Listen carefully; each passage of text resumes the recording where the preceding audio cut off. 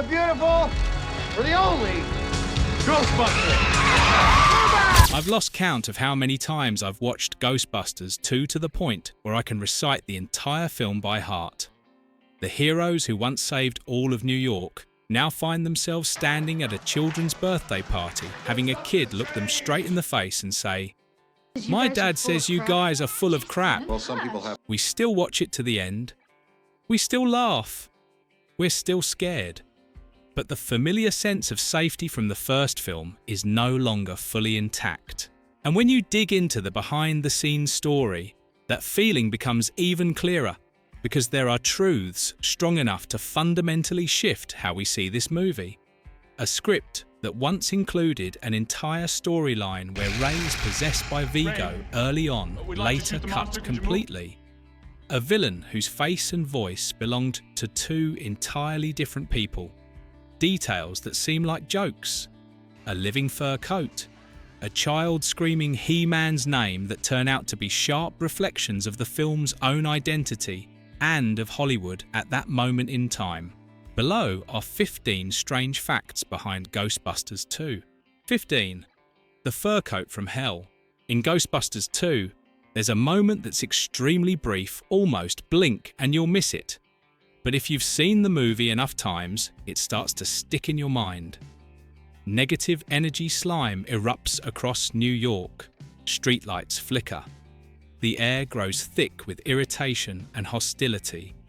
And then, amid the chaos, we see a woman walking down the street wearing a luxurious fur coat, a clear symbol of wealth consumption, and a certain urban indifference.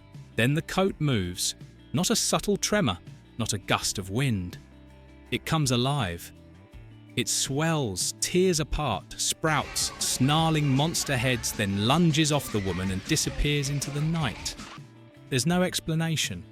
It appears like a passing nightmare, and that's exactly why it's unsettling.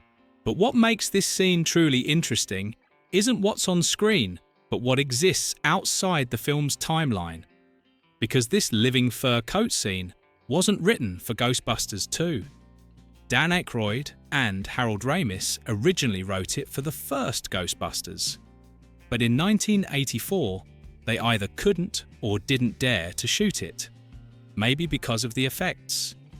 Maybe pacing. Maybe it was simply too bizarre compared to everything else. By 1989, when Ghostbusters 2 was made, Hollywood had changed. Consumer culture had ballooned. Anti-fur movements had begun to surface in mainstream pop culture. And so this long-forgotten anti-fur vignette was resurrected, an old idea dropped into a harsher, more cynical world. The key detail is this. The fur coat isn't destroyed.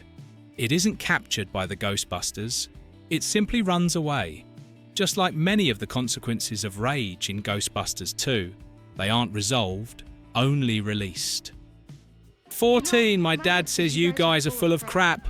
The director's confession. One of the hardest punches in Ghostbusters 2 lands right at the beginning, and it doesn't involve ghosts or slime. Winston and Ray, the men who once saved New York from the apocalypse, are now standing in a children's birthday party, wearing ridiculous hats performing as cheap entertainment. No one fears them. No one respects them. They're just a novelty act.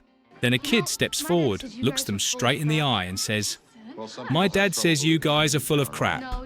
It's a brutal line. It doesn't just insult the characters, it undermines the legacy of the first film itself.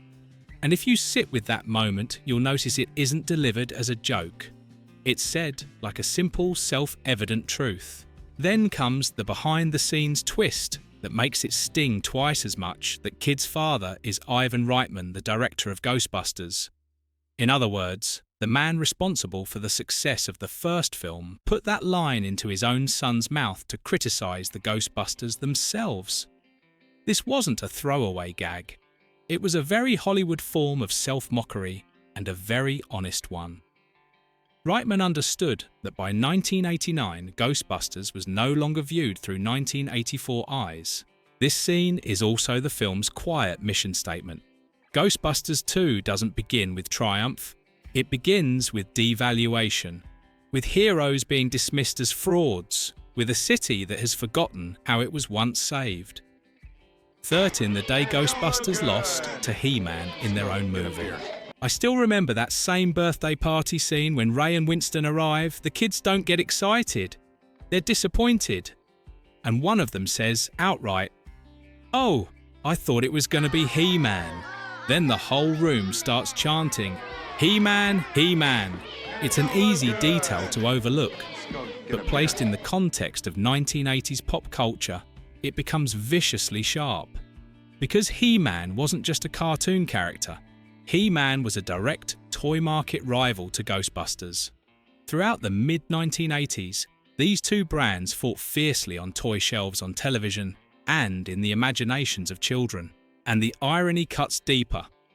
He-Man was produced by Filmation, the same studio that had already made a completely separate, unrelated Ghostbusters cartoon, which means that at this very party, the Ghostbusters are losing not only to a competitor, but to an alternate version of themselves. It's a clear-eyed slice of Hollywood's commercial reality. Kids aren't loyal. Trends move fast. Yesterday's heroes can be replaced in just a few toy seasons. Letting the kids chant He-Man's name right in front of Ray and Winston feels like a cold reminder. Ghostbusters is no longer the center of the pop culture universe. It's just an aging brand squeezed into a market that has already moved on. And that is the core spirit of Ghostbusters 2. Not a story about a new victory, but about learning how to keep going after the spotlight has faded. 12, a villain assembled from two people. Would you agree that Vigo is the most memorable villain in Ghostbusters 2? He doesn't just appear at the climax and vanish like Gozer. Vigo is present throughout the entire film, in every whispered threat, every gaze piercing through the canvas, every line of dialogue steeped in ancient menace. We understand what he wants. We know what he is waiting for. And most importantly, we feel that he is waiting. But what makes Vigo truly unusual lies in this fact: he is not a whole person. The physical body, the gaunt face, the heavy, hollow stare, the posture of something statue-like and soulless is performed by Wilhelm von Homburg, a German former boxer and professional wrestler. Von Homburg lived a life off-screen that was almost villainous in its own right, controversial, extreme, and notoriously difficult to work with. Yet that very roughness and instability is what makes Vigo's physical presence feel so alien, as if it does not belong to the human world. The voice, the element that truly makes Vigo terrifying, comes from Max von Sydow, a remarkably intelligent choice. Von Sydow carried with him an entire horror legacy: Father Merrin in The Exorcist, Ming the Merciless in Flash, Gordon Blofeld in Never Say Never Again. His voice doesn't need to shout. It resonates like something that existed before time itself. As a child, I never realized it was the same voice as Ming the Merciless. But revisiting the film as an adult, I finally understood why Vigo barely needs to move. He isn't constructed as an action villain, but as an ancient will patiently waiting for the moment to step out of history. 11, Ray's possession, a broken puzzle piece. There is a moment in the climax of Ghostbusters 2 that almost everyone has felt was somehow off. As the team confronts Vigo, Ray suddenly steps forward, his eyes vacant, his body pulled as if by an invisible force. And then, without resistance, without struggle, Vigo takes control of Ray's body. That moment was meant to be carefully set up. It's just that all of it was cut. In a major subplot, absent from the theatrical version, Ray is infiltrated by Vigo much earlier. As soon as the team visits the museum, there is a moment where Ray locks eyes with Vigo's portrait, not with curiosity, but with a look of attraction, of being drawn in. That is where the possession begins. In later deleted scenes, Ray drives the Ecto-1 like a man completely out of control. He screams that he's going to kill everyone. Aggressive, furious. Nothing like the gentle, absent-minded Ray we know. The sequence ends with Winston being forced to punch Ray to regain control of the wheel, causing the car to crash into something. If these scenes had remained, the film's climax would feel entirely different. Ray wouldn't be someone who offers himself up without cause. He would be someone slowly eroded from within a victim, not a traitor. But because this subplot was removed, perhaps for pacing, perhaps because it was too dark, Ghostbusters 2 is left with a noticeable gap, and the audience can feel that something is missing. 10. Titanic, a safe choice for a horror moment. Amid the chaos unleashed by the slime Ghostbusters, 2 delivers one of its strangest images. The ghost ship, Titanic, docking in New York. Its dead passengers silently disembarking. The scene is eerie and absurd at the same time, especially when Cheech Marin's character freezes and cracks a joke, pulling the audience back from the nightmare. But in the original script, the ship was not the Titanic. The original idea was the Hindenburg, a floating disaster hovering over New York, burning in the collective memory of the 20th century. A far more haunting, heavier image. In the end, the filmmakers chose Titanic instead, a disaster still universally recognizable, but one that had been softened by time pop culture and repeated retellings. This choice perfectly encapsulates Ghostbusters 2's approach. The film constantly straddles a line, wanting to be darker than the first movie, but never daring to go all the way. The Hindenburg might have pushed the film into much darker territory. Titanic was safer, easier to swallow. And so one of the film's most frightening moments is also one of its most carefully emotionally moderated. 9. When the Statue of Liberty was controlled with a game controller, into the memory of most audiences, there may be no image in Ghostbusters 2 more iconic than the moment the Statue of Liberty stands up and walks through New York. This is the film stating its theme as clearly as possible. If a city can believe in something together, then even the most immovable symbol can come alive. What's fascinating, though, is that this miracle was powered by something utterly ordinary.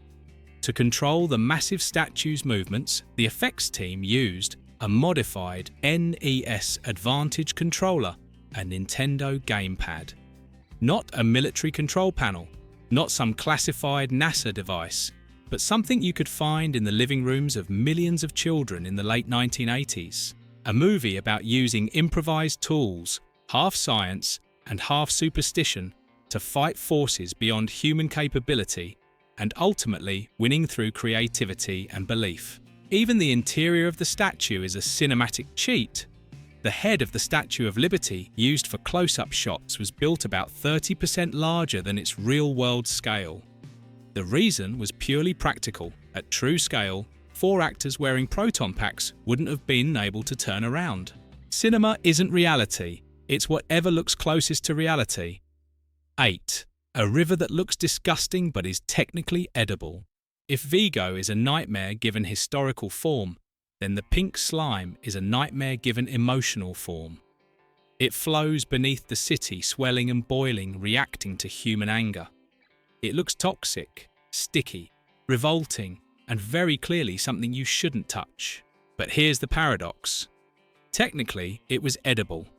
To create roughly 100,000 gallons of slime over 378,000 litres, the effects team used Methocel, a thickening agent commonly found in salad dressings, cookie fillings, and the food industry. Food colouring provided the pink hue. Mineral oil was added to make the slime glossy and alive. No toxic chemicals, no acid.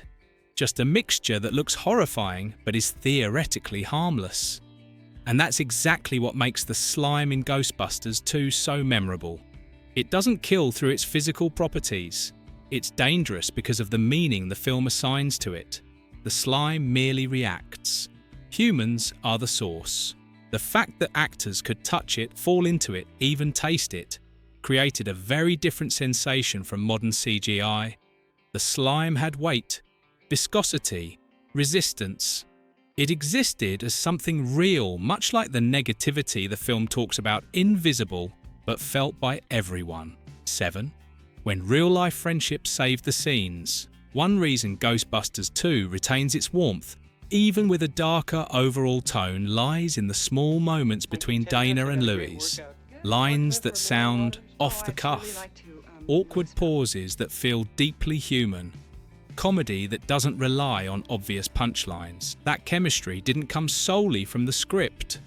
Sigourney Weaver and Rick Moranis were close friends in real life, and that comfort carries straight onto the screen. In many of their shared scenes, they were allowed and actively chose to improvise, not to break the script, but to make the relationships feel more human. This was especially important in Ghostbusters 2, a film often stretched thin by big ideas, slime, ancient evil national symbols. The Dana-Louis moments act as emotional grounding, reminding the audience that beneath all the supernatural chaos, this is still a story about awkward, lonely people trying to connect. Rick Moranis, with his signature naive energy, never needs to force a joke. And Sigourney Weaver, who once faced down an alien, was perfectly willing to play a kind of comedy that's small, intimate, and grounded. That real-world trust is what keeps these scenes from feeling forced. 6.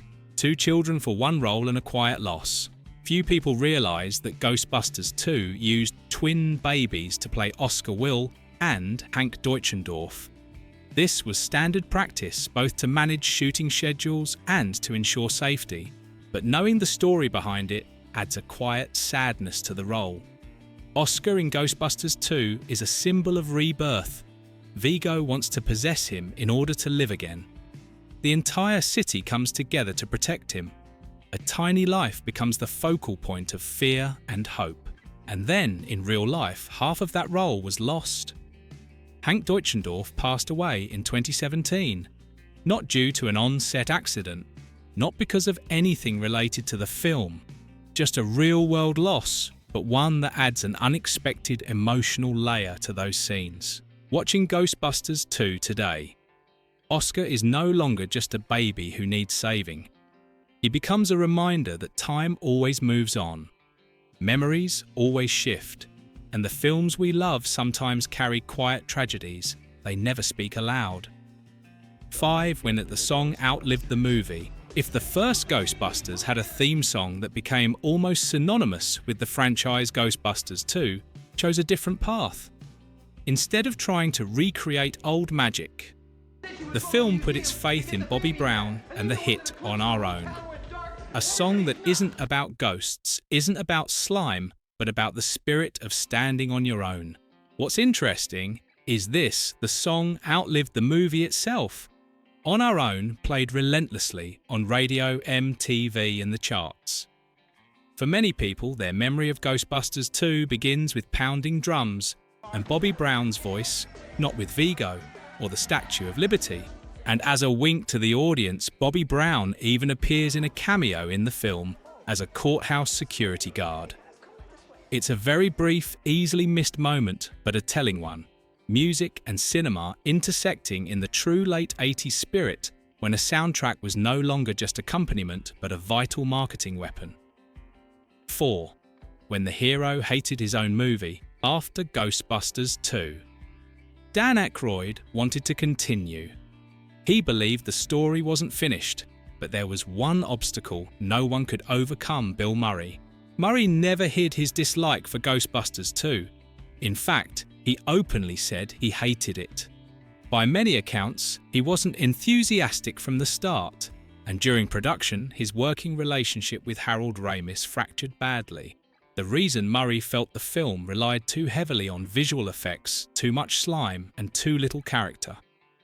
What he believed had made Ghostbusters special, the interplay between the actors, had been overshadowed by spectacle.